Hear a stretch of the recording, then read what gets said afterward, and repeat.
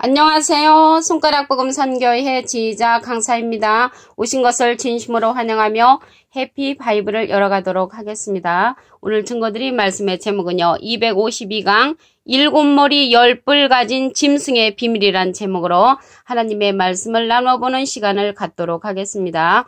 계시록 17장 7절을 보시면 천사가 가로되 왜 기히 여기느냐 내가 여자와 그의 탐바 7머리 10뿔 가진 짐승의 비밀을 내게 이르리라 라고 계시록 17장 7절에 기록되어 있습니다. 여기에서 보니까 여자가 나왔단 말이죠. 여자. 근데 이 여자는 계시록 17장 1절에 보시게 되면 음녀로 나옵니다. 그래서 이 음녀가 타고 다니는데 7머리 10뿔 가진 짐승의 비밀이 있다고 했습니다. 여기에서 음녀는 야고보서 1장 18절에 보시게 되면은 그가 그 조물 중에 우리로 한 첫열매가 되게 하시려고 자기의 뜻을 쫓아 진리의 말씀으로 우리를 낳으셨느니라. 그래서 진리의 말씀으로 우리를 낳으신 분은 예수님이잖아요. 그래서 음녀는 누구를 상징하냐면 비진리로 사람들을 낳는 자를 가리켜서 음녀, 여자로 이제 상징을 합니다. 그래서 이 자가 7머리 10뿔 짐승을 이제 가졌다고 했거든요. 근데 우선 7머리가 무엇인가? 7머리부터 보도록 하겠습니다. 계시록 17장 9절을 보시면 지혜 있는 뜻이 여기 있으니 그 7머리는 여자가 앉은 7산이요 또 7왕이라. 그래서 7머리는 그 음녀가 앉은 7산이라고 했고요. 또 7왕이라고 했습니다. 여기서 산이 나왔는데요. 산은 에스겔서 6장 3절에 보시게 되면은 이스라엘 산들아 주 여호와의 말씀을 들으라. 주 여호와께서 산과 작은 산과 시내와 골짜기를 대하여 말씀하시기를. 근데 실질적인 뭐 저런 산이라든가 작은 산이라든가 시내나 골짜기가 하나님의 말씀을 듣지를 않습니다. 이러한 것은 무엇을 상징하냐면 예레미야 5장 14절에 이 백성으로 나무가 되게 하리니. 그래서 나무는 하나님의 백성을 상징을 하고요. 산, 골짜기, 시내는 하나님의 백성들이 모여있는 그런 단체를 가리키는 줄로 믿습니다. 여기에서 말씀을 보시니까 또 7왕이라고 했습니다. 7왕. 그래서 7머리는 여자가 앉은 7산, 커다란 그 종교 단체를 상징을 하고요. 또 7왕이라고 계시록 17장 9절에 기록되어 있습니다. 그러면 여기에서 보시면 10뿔도 나왔잖아요. 10뿔. 그러면 10뿔에 관해서 보도록 하겠습니다. 계시록 17장 12절을 보시면 내가 보던 10뿔은 10왕이니. 아까 이제 7머리는 7왕이라고 했는데 여기 보니까 10뿔은 10왕이라고 했습니다. 아직 나라를 얻지 못하였으나 다만 짐승으로 더불어 임금처럼 권세를 일시 동안 받으리라. 그래서 이들이 권세를 받는데 일시 동안만 받는다는 것이죠. 제가 과거에 신앙생활 할 때 이 10뿔은 이이시다 이렇게 말을 하시는 분이 계시는데 지금은요, 이이씨가 10개국이 넘습니다. 그래서 이이씨라고 말씀하시는 분은 잘못 말씀을 하신 것입니다. 계시록 13장 5절을 보시면 아까 이제 권세를 일시 동안 받는다고 했잖아요. 얼마 동안 이들이 권세를 받냐면 계시록 13장 5절에 보시면 짐승이 큰 말과 참남된 말하는 입을 받고 큰 말을 받았다는 것은 이제 권세가 있는 말씀을 이제 받은 거죠. 또 42달 일할 권세를 받으니라. 그래서 42달 동안 큰 권세를 이제 받는 것입니다. 그래서 일시 동안만 3년 반 동안 그냥 권세를 이제 누리는 자들이 7머리 10뿔이라는 것을 말씀을 통하여 알 수가 있습니다. 이제 그때에는요, 우리 성도들이 하나님 앞에 커다란 능력을 받은 그러한 분이라 할지라도 이러한 7머리 10뿔 앞에 그때에는 대적을 하게 되면은 그러한 자라도 죽습니다. 영적으로 이제 죽음을 당하는 거죠. 그렇기 때문에 42달 동안 그 기간 동안에는 하나님 앞에 커다란 은혜를 입은 자라 할지라도 잠잠히 그 7머리 10뿔을 피하여 있는 것이 지혜의 말씀을 받은 자라고 할 수가 있겠습니다. 계시록 17장 3절을 보도록 하겠습니다. 성령으로 나를 데리고 광야로 가니라. 내가 보니 여자가 붉은빛 짐승을 탔는데 여기서 붉은빛 짐승을 탔다고 했습니다. 그 짐승의 몸에 참남된 이름들이 가득하고 7머리와 10뿔이 있으며 그래서 여기서 여자가 음녀라고 했잖아요. 그래서 그 음녀는 7머리와 10뿔을 이제 타고 다닌다는 것이죠. 이게 타고 다닌다는 것은 일곱 머리와 열 뿔은 음녀에 속했다는 그런 말이 되는 것입니다. 그래서 일곱 머리와 열 뿔은 밀접한 관계가 있는데 아이러니하게도 나중에는 이 일곱 머리와 열 뿔이 음녀를 죽이는 그러한 사건이 일어납니다. 계시록 17장 16절에 보시게 되면은 내가 본 바 이 열 뿔과 짐승이 음녀를 미워하여, 이제 계시록 17장 그 3절에는 타고 다녔는데 계시록 17장 16절에 가서는 열 뿔과 짐승이 음녀를 미워하여 망하게 한다고 했습니다. 또 벌거벗게 하고 살을 먹고 불로 아주 살라버린다는 그런 말씀이 있습니다. 그래서 이러한 짐승에게 하나님께서 한 뜻을 이루게 해주신다고 그랬죠.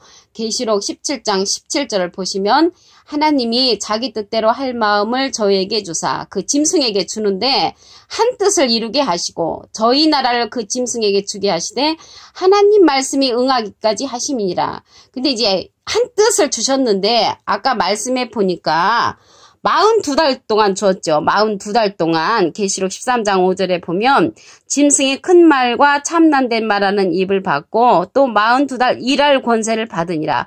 그래서 이때는 대단한 능력의 그러한 권세를 이들에게 주는 것입니다. 하늘에서 불 하면은 불기둥이 쫙 내려오는 그런 기적을 일으킬 정도로 이 짐승에게 커다란 그러한 능력을 주는 때가 그 짐승의 때 42달 역사하는 그런 때를 주는 것입니다. 시편 73편 27절을 보도록 하겠습니다. 대저 주를 멀리하는 자는 망하리니 음녀같이 주를 떠난 자를 주께서 다 멸하셨나이다. 음녀같이 주를 떠난 자, 그래서 음녀는요 하나님의 복음을 증거한다고 자기는 말을 하지만 하나님이 볼 때에는 주님을 떠난 자라고 이렇게 말을 했습니다. 잠언 5장 3절을 보시게 되면은 대저 음녀의 입술은 꿀을 떨어뜨리며 그 음녀 입술이 꿀같이 달달한 말씀을 이제 준다는 것이죠. 그 입은 기름보다 미끄러우나 나중은 쑥같이 쓰고 두 날 가진 칼같이 날카롭다고 했고요. 그 발은 사지로 내려간다고 했습니다. 사지는 죽음의 땅으로 이제 내려가고 그 걸음은 음부로 나아간다고 했고요. 그는 생명의 평탄한 길을 찾지 못하며 자기 길이 든든치 못하여도 그것을 깨닫지 못하는 자가 음녀라고 말을 했습니다. 음녀라는 것은 제가 말씀드렸죠. 야고보서 1장 18절에 보면은 진리의 말씀으로 우리를 낳으신 분은 예수님이고요. 음녀는 비진리로서 저들을 낳은 자라는 것을 알 수가 있습니다. 음녀하니까 우리가 눈으로 볼 때 뭐 커다랗게 눈에 튀게끔 나쁜 모습의 그런 사람이 아니고 비진리를 가지고 있는 자를 가리켜서 이제 음녀로 이제 상징을 합니다. 근데 아이러니하게도요, 이러한 음녀를 갖다가 짐승으로 이제 표현을 했잖아요. 일곱 머리 열 뿔. 근데 짐승도 하나님께서 지으셨다는 것입니다. 창세기 3장 1절을 보도록 하겠습니다. 여호와 하나님의 지으신, 하나님이 지으셨죠. 여호와 하나님의 지으신 들짐승 중에 뱀이 가장 간교하더라. 그래서 짐승들을 많이 지으셨는데 그 중에 이제 뱀이 가장 간교하다는 것이죠. 뱀은 마태복음 23장 33절에 보시게 되면은 뱀들아 독사의 새끼들아 너희가 어떻게 지옥의 판결을 피하겠느냐. 그때 이 뱀은 누구냐면요. 사두개인 바리새인 율법사였잖아요. 율법을 가리키는 그러한 자들을 가리켜서 예수님이 뱀들아 독사의 새끼들이라고 욕을 했습니다. 그리고 또 이사야 13장 22절에 보시게 되면은 그 궁성에는 시랑이 부르짖을 것이요 화려한 전에는 들깨가 울 것이라. 시랑도 짐승이죠. 그리고 화려한 전에 들깨가 울 것이라. 이 들깨도 짐승이잖아요. 그런데 하나님께서 다 지으셨다는 것이죠. 그리고 화려한 전이라는 것은 아주 멋있는 그러한 전에 멋쟁이 목사님이 있다고 말을 한 것이 아니라 들깨가 울 것이라고 이렇게 기록되었다는 것이죠. 시편 22편 16절에도 보시게 되면 개들이 나를 에워쌌으며 이 개들이 누구냐면 악한 무리가 나를 둘러 내 수족을 찔렀나이다. 그래서 예수님의 수족을 찔른 자를 가리켜서 개로 이제 상징이 되었고요.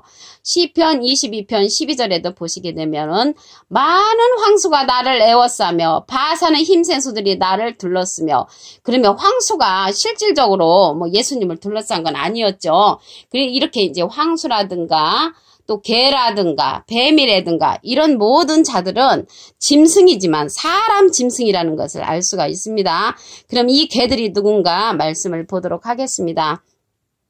이사야 56장 11절에 보시게 되면은 이 개들은 답이 나왔죠.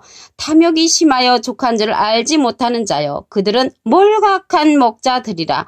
몰각이라는 것은 깨우침이 이제 빠지는 자를 가리켜서 몰각이라고 합니다. 깨우침이 빠진 그런 목자들을 가리켜서 개들이라고 기록되어 있습니다. 예수님 당시 때요, 그 개들이 예수님을 둘러섰다고 했는데 그들도 하나님을 잘 믿는 목자였습니다. 그들은 이제 사두개인 바리새인 율법사들은 하나님은 너무너무 기가 막히게 잘 믿었지만 예수님을 믿지 아니한 그러한 자들이었거든요. 이 시대나 그 시대나 똑같은 줄로 믿습니다. 시편 68편 30절을 보도록 하겠습니다. 갈밭의 들짐승과 수소의 무리와 만민의 송아지를 꾸짖으시고, 그러면 여기에 들짐승의 순놈의 그 소를 가리켜서 이제 숫소, 그리고 만민의 송아지를 꾸짖는다고 했는데 하나님이 뭐 송아지도 꾸짖고 뭐 들짐승을 꾸짖고 수수를 꾸짖지 않죠. 이러한 모든 동물들, 이러한 모든 짐승들은 사람을 이제 상징한다는 것을 알 수가 있습니다. 그레데인을 가리켜서 또 짐승으로 표현한 기절을 보도록 하겠습니다. 디도서 1장 12절에 보시게 되면 그레데인 중에 어떤 선지자가 말하되 그레데인들은 항상 거짓말장이며 악한 짐승이며, 그래서 그레데인 그 사람들을 가리켜서 악한 짐승이라고 했고요. 배만의에는 게으름장이라고 디도서 1장 12절에 기록되어 있습니다. 그리고 이제 에스겔서에 보면은 마음에서 나는 대로 예언하는 그 우매한 선지자를 가리켜서 여우로 상징된 기절이 있습니다. 에스겔서 13장 4절에 보시면 이스라엘아 너의 선지자들은 황무지에 있는 여우 같으니라. 그래서 여우 같은 선지자는 자기 마음에서 나는 대로 예언하는 우매한 선지자를 가리켜서 여우로 이제 상징됐다는 것을 알 수가 있습니다. 여기 오늘요 7머리 10뿔 가진 짐승의 비밀이라고 했는데요. 에베소서 6장 19절에 보시게 되면은 나를 위하여 구할 것은 내게 말씀을 주사 나로 입을 벌려 복음의 비밀을 담대히 알리게 하옵소서라고 했습니다. 그래서 복음의 비밀을 담대히 알리려면 우선은 나 자신이 복음의 비밀을 알아야만이 담대히 알릴 수가 있는 줄로 믿습니다. 그래서 비밀이 많이 있지만 오늘은 짐승의 비밀 7머리 10뿔 가진 짐승의 비밀에 관해서 이제 말씀을 드리는 것이죠. 계시록 17장 7절을 보시면 천사가 가로되 왜 기이 여기느냐 내가 여자와 그의 탄바 7머리 10뿔 가진 짐승의 비밀을 내게 이르리라. 그래서 음녀가 7머리 10뿔을 타고 다녔다는 것이죠. 그런데 아이러니하게도 계시록 17장 16절에 가서 보면은 7머리 10뿔이 음녀를 미워하여 망하게 하고 벌거벗게 하고 그 살을 먹고 불로 살라버리는 그러한 사건이 일어납니다. 이제 배반을 하는 거죠. 배반. 여기에서 보시면은 7머리가 나왔잖아요. 7머리는 누군가 보면은 계시록 17장 9절에 지혜 있는 뜻이 여기 있으니 그 7머리는 여자가 앉은 7산이요. 여자가 앉은 7산이라고 했고요. 7왕이라고 했습니다. 그래서 7머리는 여자가 앉은 7산, 그 종교 커다란 단체고요. 또 7왕이라고 했습니다. 그리고 이제 여기에서 보면은 또 10뿔이 나왔잖아요. 10뿔. 그럼 10뿔은 누군가 보도록 하겠습니다. 계시록 17장 12절에 보시면 내가 보던 10뿔은 10왕이니 아직 나라를 얻지 못하였으나 다만 짐승으로 더불어 임금처럼 권세를 일시 동안 받으리라. 그래서 10뿔은 10왕으로서 일시 동안 권세를 이제 받고 하나님께서도 계시록 17장 17절에 보시게 되면은 한 뜻을 이루게 하게끔 하나님께서 그들에게도 권세를 주는데 42달 동안 권세를 주신다고 하셨습니다. 이러한 짐승도 누가 졌냐면 하나님이 지으셨다고 했죠. 창세기 3장 1절을 보시면 여호와 하나님의 지으신 들짐승 중에 뱀이 가장 강교하더라. 그래서 뱀이 이제 가장 강교한데 이러한 들짐승 같은 그런 사람들도 누가 졌냐면 하나님이 지으셨다는 것이죠. 오늘 252강 7머리 10뿔 가진 짐승의 비밀에 관해서 하나님의 말씀을 나눠보는 시간을 가졌습니다. 감사합니다.